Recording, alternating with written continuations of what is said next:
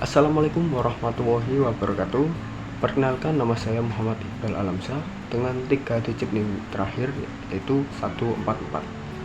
Pada video kali ini saya akan mengerjakan tugas dari mata kuliah sistem operasi, yaitu membuat video terkait resume 2 artikel, yaitu yang pertama membahas tentang algoritma penjadwalan untuk maintenance mesin ATM, dan juga yang kedua yaitu keamanan kernel pada sistem operasi modern.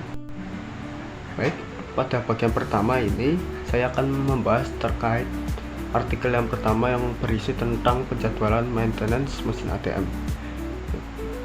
Artikel ini membahas tentang penerapan algoritma, yaitu ada dua. Yang pertama ada short job fix atau SJF, dan juga priority scheduling atau PS. Nah, kalau kita pikir, ATM itu sebenarnya adalah perangkat yang sangat penting dalam sistem perbankan. Hampir setiap hari orang mengambil uang, transfer, dan melakukan transaksi melalui ATM.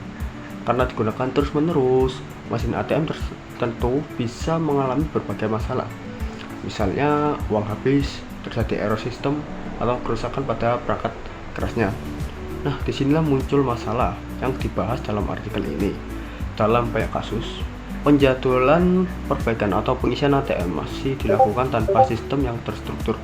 Artinya tidak ada metode yang jelas gitu untuk menentukan mesin mana yang harus diperbaiki terlebih dahulu.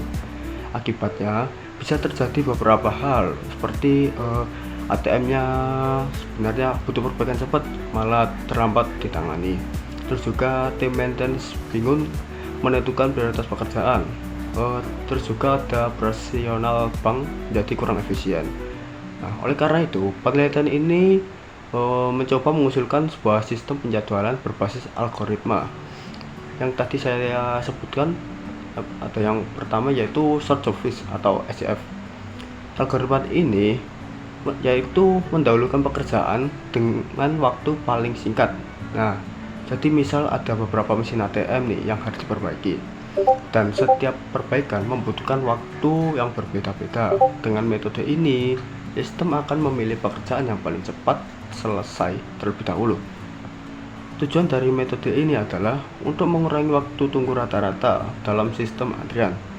Nah, contohnya itu, bayangkan ini ada 3 mesin ATM yang harus diperbaiki. Misal ATM A, B, dan C. Itu ATM A membutuhkan waktu pengerjaannya atau perbaikannya itu 10 menit.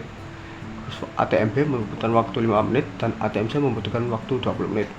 Nah, dengan algoritma SJF ini, sistem akan mengerjakan ATM yang B terlebih dahulu dikarenakan waktunya yang sangat singkat. Setelah ATM B, lalu sistem akan mengerjakan ATM A dan kemudian yang terakhir ATM C. Dengan cara ini, pekerjaan yang cepat selesai tidak perlu menunggu terlalu lama. Namun, artikel juga menjelaskan bahwa metode ini memiliki kelemahan, yaitu pekerjaannya membutuhkan waktu lama hingga tertunda. Nah, jika selalu ada pekerjaan yang lebih pendek. Baik, setelah itu ada algoritma yang kedua, yaitu priority scheduling.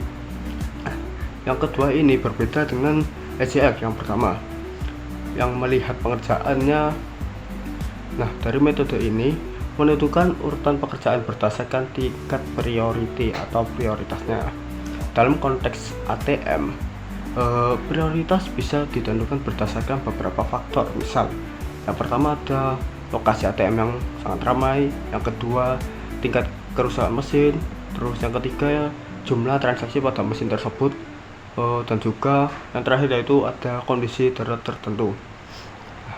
Tujuan penelitian dalam artikel ini mencoba membuat aplikasi sistem penjadwalan maintenance ATM dengan menggunakan kedua algoritma tersebut. Tujuan adalah membantu tim maintenance mengetahui jadwal pekerjaan dengan lebih jelas. Yang kedua, meningkatkan efisien proses perbaikan, memudahkan pengelolaan antrian pekerjaan, serta menjaga agar operasional mesin ATM tetap berjalan dengan baik. Nah, adapun dari saya yaitu dapat menyimpulkan pada artikel pertama, yaitu dari penelitian ini menunjukkan bahwa penggunaan algoritma penjadwalan seperti short job fix, dan juga priority scheduling dapat membantu perusahaan dalam mengatur proses maintenance secara sistematis. Dengan adanya sistem ini, pekerjaan tidak lagi dilakukan secara acak, tetapi berdasarkan metode yang terstruktur dan lebih efisien. Baik, kita akan lanjut pada artikel yang kedua, yaitu tentang membahas keamanan kernel pada sistem operasi modern. Nah, sekarang kita masuk artikel yang kedua nih, berbeda dari yang pertama. Nah, pertama kita harus memahami terlebih dahulu apa itu kernel. Kernel adalah inti dari sistem operasi. Nah, semua sistem operasi itu seperti Linux, Windows, atau MIOS itu memiliki kernel. Kernel bertugas mengatur banyak hal seperti manajemen memori, komunikasi antar software dan hardware, pengelolaan proses, serta kontrol terhadap perangkat komputer. Karena kernel memiliki akses penuh terhadap sistem, maka jika kernel berhasil diserang oleh hacker, dampaknya bisa sangat serius. Itu sebabnya keamanan kernel menjadi salah satu aspek paling penting dalam keamanan komputer modern. Ancaman terhadap kernel dalam era digital sekarang itu semakin meningkat. Beberapa serangan yang sering menargetkan kernel antara lain yaitu eksploitasi kerendahan sistem, serangan buffer overflow, malware tingkat rendah, serta teknik privilege escalation, yaitu ketika penyerang mencoba mendapatkan hak akses administrator. Jika serangan ini berhasil, penyerang bisa mengambil alih sistem sepenuhnya. Nah, oleh karena itu, para pengembang sistem operasi terus mengembangkan berbagai mekanisme perlindungan kernel. Adapun yang pertama itu menggunakan teknik keamanan kernel. Nah, artikel ini menjelaskan beberapa teknik penting yang digunakan dalam sistem operasi modern. Adapun yaitu Address Space Layout Randomization atau ASLR, yaitu teknik keamanan yang membuat alamat memori dalam sistem menjadi acak. Tujuannya itu untuk mempersulit penyerang dalam menebak lokasi memori yang bisa dieksploitasi. Tanpa ASLR, struktur memori dalam sistem cenderung tetap dan mudah diprediksi. Nah, kalau menggunakan ASLR, setiap kali program dijalankan, susunan memori akan berubah. Hal ini membuat serangan eksploitasi menjadi jauh lebih sulit dilakukan. Baik, ada yang kedua yaitu perlindungan terhadap buffer overflow. Apa itu? Yaitu salah satu jenis serangan klasik dalam keamanan komputer. Serangan ini terjadi ketika sebuah program menerima data yang lebih besar dari kapasitas memori yang disediakan. Akibatnya, data tersebut bisa menimpa bagian memori lain dan memungkinkan penyerang menjalankan kode berbahaya. Nah, untuk mengatasi hal ini, sistem operasi modern menerapkan berbagai mekanisme perlindungan seperti validasi input, pembatasan akses memori, serta sistem deteksi kesalahan. Adapun yang ketiga yaitu kernel hardening. Kernel hardening adalah proses memperkuat sistem kernel dengan menambahkan berbagai mekanisme keamanan tambahan.